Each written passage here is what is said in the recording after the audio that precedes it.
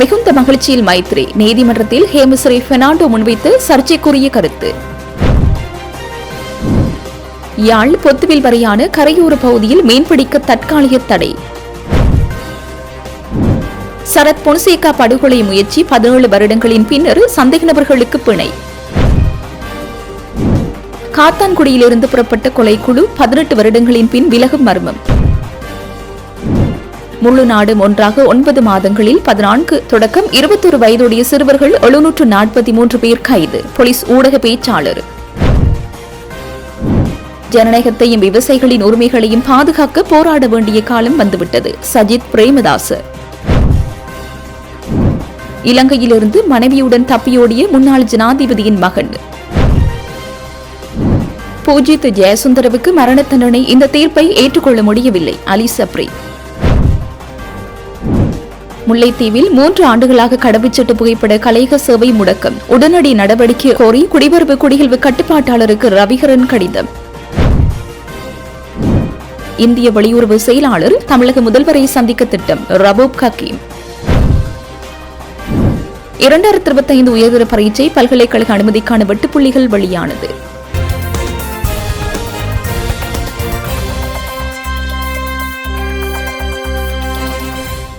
எமக்கு வழங்கப்பட்ட தீர்ப்பை கேட்டு இருவர் மட்டுமே அளவில்லா மகிழ்ச்சி அடைவார்கள். ஒருவர் ஆரம்பத்திலிருந்தே சட்டமா அதிபர் திணைக்களத்தால் பாதுகாக்கப்பட்ட நிலந்த ஜெயவர்தன. மற்றவர் முன்னாள் ஜனாதிபதி மைத்ரிபால சிறிசேன என முன்னாள் பாதுகாப்பு செயலாளர் ஹேமஸ்ரீ பெர்னாண்டோ தெரிவித்துள்ளார். உயிர்த்த ஞாயிறு பயங்கரவாத தாக்குதல்கள் வழக்கில் மரண தண்டனை விதிக்கப்பட்ட முன்னாள் பாதுகாப்பு செயலாளர் ஹேமஸ்ரீ பெர்னாண்டோ முன்வைத்ததாக கூறப்படும் கருத்து சர்ச்சை ஏற்படுத்தியுள்ளது. 2019 உயிர்த்த ஞாயிறு தாக்குதல்கள் தொடர்பாக கிடைத்த உளவுத்துறை எச்சரிக்கையை தடுத்து நிறுத்த தவறியமை மற்றும் அலட்சியமாக செயற்பட்டமை தொடர்பான வழக்கில் முன்னாள் பாதுகாப்பு செயலாளர் ஹேமஸ்ரீ பெர்னாண்டோவுக்கு மரண தண்டனை விதித்து நீதிமன்றம் தீர்ப்பளித்துள்ளது. இத்தண்டனை தொடர்பில் இருவர் மகிழ்ச்சி அடைவார்கள் என ஹேமஸ்ரீ பெர்னாண்டோ நீதிபதியிடம் தெரிவித்ததாக தென்னிலங்கை ஊடகம் ஒன்று செய்தி வெளியிட்டுள்ளது. அதன்படி நீதிமன்றத்தால் தண்டனை அறிவிக்கப்பட்டதை தொடர்ந்து நீதிபதியை பார்த்து ஹேமஸ்ரீ பெர்னாண்டோ, நீதிபதியா, இன்றைய இந்த தீர்ப்பானது உயிர்த்த ஞாயிறு பயங்கரவாத தாக்குதலை சுற்றியுள்ள சதித்திட்டத்தின் இறுதி முடிவாகும். இந்த தீர்ப்பை கேட்டு இருவர் மட்டுமே அளவில்லா மகிழ்ச்சி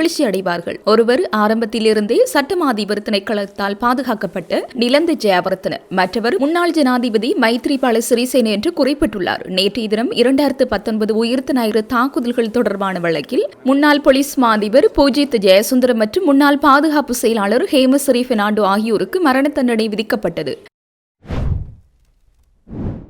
மேல் மற்றும் வடமேல் கடலோர பகுதிகளில் மணிக்கு 70 கிலோமீட்டர் வேகத்தில் பலத்த காற்று வீசக்கூடும். அத்துடன் கடல் அலைகள் மிகவும் சீற்றமாக இருக்கும் என எச்சரிக்கப்பட்டுள்ளது.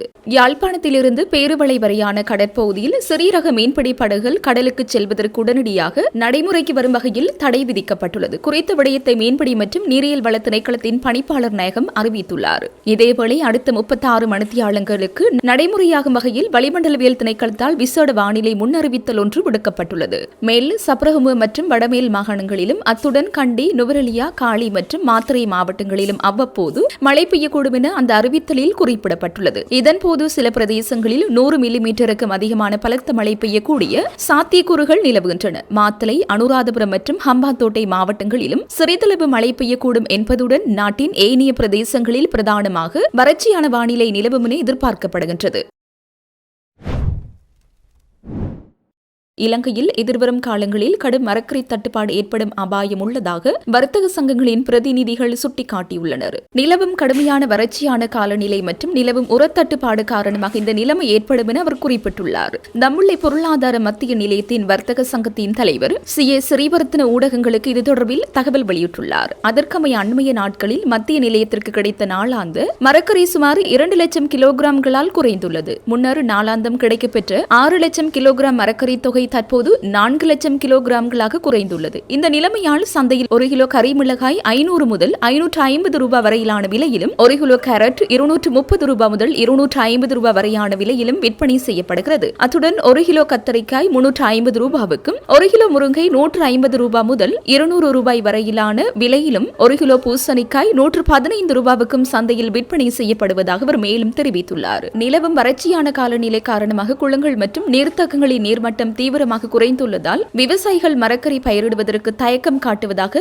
மெனிங் சந்தை வர்த்தகர்கள் சங்கத்தின் முன்னாள் தலைவர் SM உபசேன தெரிவித்துள்ளார். எனினும் மக்களிடம் பணம் புழங்கும் திறன் குறைந்துள்ளது. இதனால் அத்தியாவசிய பொருட்களை கொள்வனவு செய்வதற்கேனும் பணம் இல்லாத நிலைமை காணப்படுகின்றது. இந்த நிலைமையை கருத்தில் கொண்டு மரக்கறி விலைகள் உடனடியாக மேலும் அதிகரிக்க முடியாமல் போனது. எனினும் மரக்கறிகளுக்கான மேலதிக கையிருப்புகளை பேண முடியாத நிலை காணப்படுவதனால் எதிர்காலத்தில் இந்த நிலைமை கடுமையான மரக்கறி நெருக்கடியாக மாறும் அபாயம் உள்ளதாக அவர் மேலும் எச்சரித்துள்ளார்.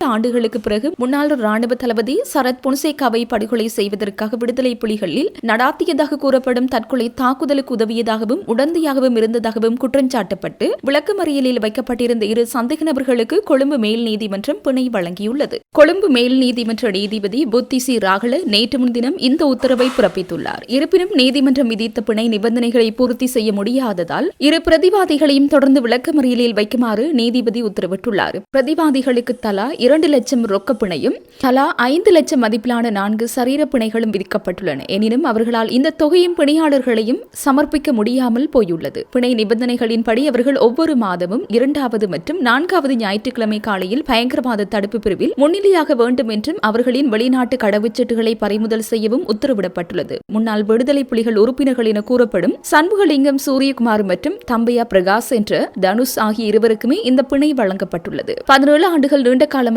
விளக்கமறியலில் இருப்பதை சுட்டிக்காட்டி பிரதிவாதிகள் மேன்முறையீட்டு நீதிமன்றத்தில் மனு தாக்கல் செய்திருந்ததன் அடிப்படையிலேயே மேல் நீதிமன்றம் இந்த உத்தரவை பிறப்பித்துள்ளது. பிரதிவாதிகள் மீது சுமத்தப்பட்டுள்ள குற்றச்சாட்டுகளுக்கு அதிகபட்சமாக 20 ஆண்டுகள் வரை சிறை தண்டனை விதிக்கப்பட வாய்ப்புள்ளது. கடந்த 2006ஆம் ஆண்டு ஏப்ரல் 25ஆம் தேதி கொழும்பு ராணுவ தலைமையகத்தின் நுழைவாயிலுக்கு அருகே துர்கா என்ற விடுதலை புலிகள் உறுப்பினரால் இந்த தாக்குதல் நடத்தப்பட்டதாக கூறப்படுகிறது. இச்சம்பவம் தொடர்பாக சட்டமா அதிபரால் பிரதிவாதிகளுக்கு எதிராக 230 குற்றப்பத்திரிகைகளின் கீழ் வழக்கு தொடரப்பட்டுள்ளதாக தெரிய வருகிறது. இந்த தற்கொலை படை தாக்குதலில் அன்றைய ராணுவ தளபதி சரத் பொன்சேகா படுகாயம் அடைந்திருந்ததுடன் அவரது பாதுகாப்பிற்கு நியமிக்கப்பட்டிருந்த ஒரு ராணுவ சார்ஜென்ட் 3 கோப்பரல்கள் உட்பட ராணுவ வீரர்களும் பொதுமக்களும் உயிரிழந்திருந்தனர். இந்த வழக்கிற்கு மேலதிகமாக பொரலஸ்கமோ பகுதியில் முன்னாள் ஜனாதிபதி மைத்ரிபால சிறிசேனவை கொல்ல முயன்ற வழக்கு மற்றும் வேலிய விரைவில் முன்னாள் அமைச்சர் ஜெயராஜ் பெர்னாண்டோ புள்ளே படுகொலை உடந்தையாக இருந்த வழக்கு ஆகியவற்றிலும் இவர்கள் பிரதிவாதிகளாக சேர்க்கப்பட்டிருந்தனர்.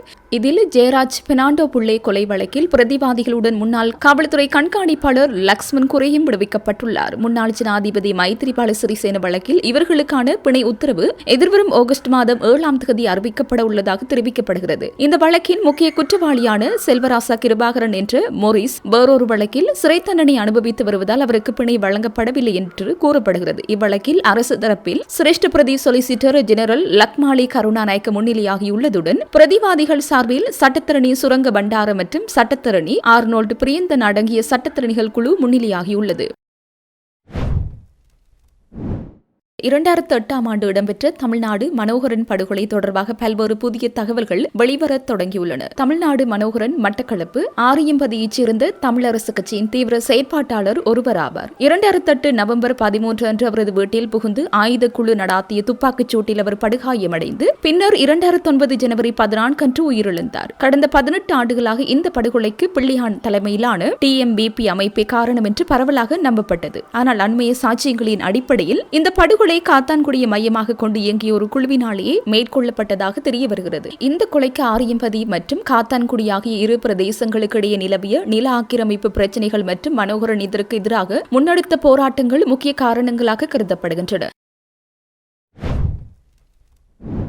முழுநாடும் ஒன்றாக எனும் தேசிய நடவடிக்கைக்கு அமைய போதைப்பொருள் குற்றங்களுடன் தொடர்புடைய 14 முதல் 18 வயதிற்கு இடைப்பட்ட 743 சிறுவர்களும் 18 முதல் 21 வயதிற்கு இடைப்பட்ட 7866 இளைஞர்களும் கைது செய்யப்பட்டுள்ளதாக போலீஸ் ஊடக பேச்சாளர் உதவி போலீஸ் அத்தீட்சகர் F. வூட்லர் தெரிவித்தார். முழுநாடும் ஒன்றாக வேலைத்திட்ட அலுவலகத்தில் நேற்று நடைபெற்ற விசேட செய்தியாளர் சந்திப்பில் முழுநாடும் ஒன்றாக தேசிய வேலை திட்டத்திற்கு அமைய 9 மாத கால முன்னேற்றம் மற்றும் போதைப்பொருள் கடத்தல்காரர்களின் சட்டவிரோத சொத்துக்கள் சொத்துக்களை பறிமுதல் செய்யும் நடவடிக்கை தொடர்பான தகவல்களை வெளியிடுகையிலே அவர் இவ்வாறு குறிப்பிட்டார். அவர் மேலும் தெரிவிக்கையில், முழு நாடும் ஒன்றாக தேசிய வேலைத்திட்டம் ஆரம்பிக்கப்பட்டு 9 மாதங்கள் பூர்த்தியாகியுள்ள நிலையில் இதுவரையான காலப்பகுதியில் முன்னெடுக்கப்பட்ட விசேட சோதனைகளின் போது போதைப்பொருள் குற்றச்சாட்டுகளுடன் தொடர்புடைய 2,39,394 சந்தேக நபர்கள் கைது செய்யப்பட்டுள்ளனர். இவர்களில் 995 பேர் பிரதான போதைப்பொருள் கடத்தல்காரர்கள் ஆவர். மேலும் அவர்களுக்கு எதிராக சட்ட நடவடிக்கைகள் ஆரம்பிக்கப்பட்டுள்ளன. அத்துடன் கைது செய்யப்பட்ட 378 பேருக்கு எதிராக சட்டவிரோத சொத்து குவிப்பு தொடர்பிலும் விசாரணைகள் ஆரம்பிக்கப்பட்டுள்ளன. மேலும் நீதிமன்ற நடவடிக்கைகளை புறக்கணித்து வெளிநாடு சென்று தலைமறைவாகியுள்ள 94 ஒழுங்கமைக்கப்பட்ட குற்றவாளிகள் மற்றும் போதைப்பொருள் கடத்தல்காரர்களுக்கு எதிராக சர்வதேச சிவப்பு எச்சரிக்கை விடுக்கப்பட்டுள்ளதுடன் அவர்களுக்கு எதிராக சட்டத்தை நடைமுறைப்படுத்த நடவடிக்கை எடுக்கப்பட்டு வருகிறது. மேலும் இந்த சுற்றி வளைப்பு நடவடிக்கைகளின் போது 43,594 மில்லியன் ரூபாய் பெறுமதியான 2,253 கிலோகிராம் 834 கிராம் ஹெரோயின், 42,251 மில்லிகிராம் பெறுமதியான 2,640 கிலோகிராம் 695 கிராம் ஐஸ் போதைப்பொருள் மற்றும் 10,291 மில்லியன் ரூபாய் பெறுமதியான 293 கிலோகிராம் 732 கிராம் ஹொக்கைன் ஆகியவையும் அதிகாரிகளால் கைப்பற்றப்பட்டுள்ளன. இதேவேளை இப்போதைப் பொருள் குற்றங்களுடன் தொடர்புடைய 14 முதல் 18 வயதிற்கு இடைப்பட்ட 743 சிறுவர்களும் 18 முதல் 21 வயதிற்கு இடைப்பட்ட 7,866 இளைஞர்களும் கைது செய்யப்பட்டுள்ளனர். ஆகையால் இளம் தலைமுறையினரை போதைப் பொருளிலிருந்து மீட்பது அவசியம். பெற்றோர்கள் தமது பிள்ளைகளின் பேச்சு அல்லது நடத்தையில் ஏதேனும் மாற்றங்களை உணர்ந்தால் விழிப்புடன் செயற்பட வேண்டும். அத்துடன் தமது பிள்ளைகள் மாத்திரமின்றி ஏனைய பிள்ளைகளின் நலன் குறித்தும் அக்கறையுடன் செயற்படுமாறு வலியுறுத்துகிறேன் என்றார். மக்களின் ஜனநாயகத்துக்கு பாதகத்தை ஏற்படுத்தி விவசாயிகளின் உரிமைகளை பறிக்கும் அரசாங்கத்தின் நடவடிக்கைகளுக்கு எதிராக அனைவரும் ஒன்றிணைந்து போராட வேண்டிய காலம் வந்துவிட்டது என எதிர்க்கட்சித் தலைவர் சஜித் பிரேமதாஸ் தெரிவித்துள்ளார். திச மகாரையில் நடைபெற்ற விவசாயிகள் சந்திப்பில் கலந்து கொண்டு உரையாற்றிய போது இவர் இதனை தெரிவித்தார். அவர் மேலும் குறிப்பிடுகையில், மக்களே கோராத நீதிபதிகளின் ஓய்வு பெறும் வயதை உயர்த்தும் திட்டத்தின் மூலம் அரசாங்கம் நாட்டில் சர்வாதிகாரத்தையும் தனிநபர் ஆட்சியையும் ஏற்படுத்த முயற்சிக்கின்றது. நீதித்துறை மற்றும் சட்டத்தின் ஆட்சி குறித்து 2023 ஆண்டு வெளியிடப்பட்ட 506 பக்கங்கள் கொண்ட அறிக்கையில் கூட நீதிபதிகளின் ஓய்வு பெறும் வயதை உயர்த்துவது குறித்து குறிப்பிடப்படவில்லை. அந்த அறிக்கையை அரசாங்கம் உடனடியாக மக்களுக்கு பகிரங்கப்படுத்த வேண்டும். தேர்தல் காலத்தில் நெல் கிலோவுக்கு 150 ரூபாய் தருவதாக வாக்குறுதி அளித்த அரசாங்கம் இன்று கிலோ ஒரு நெல்லுக்கு 120 ரூபாவை மட்டுமே வழங்கி விவசாயிகளுக்கு கடுமையான நஷ்டத்தை ஏற்படுத்தியுள்ளது. விவசாய உபகரணங்கள் மீது வெட் வரியை சுமத்தியுள்ளதால் உற்பத்தி செலவு அதிகரித்துள்ளது. அரசு நிதியியல் அறிக்கையின்படி அரசாங்கத்தின் வருமானம் 27% அதிகரித்திருந்தும் அதன் பயன் விவசாயிகளுக்கு வழங்கப்படவில்லை. மின்சார கட்டண குறைப்பு, மலிவு விலையில் எரிபொருள் மற்றும் வாகன கனவுகள் என அனைத்து வாக்குறுதிகளையும் அரசாங்கம் பொய்ப்பிக்க செய்ய வைத்துள்ளது. எதிர்காலத்தில் ஐக்கிய மக்கள் சக்தி அரசாங்கத்தின் கீழ் விவசாயிகளுக்கான உரிமைகளை பூர்த்தி செய்ய, விவசாயிகளுக்கான உரிமைகளை சட்டப்பூர்வமாக உறுதி செய்யும் தனித்துவமான சமூக ஒப்பந்தம் உருவாக்கப்படும் என்றார்.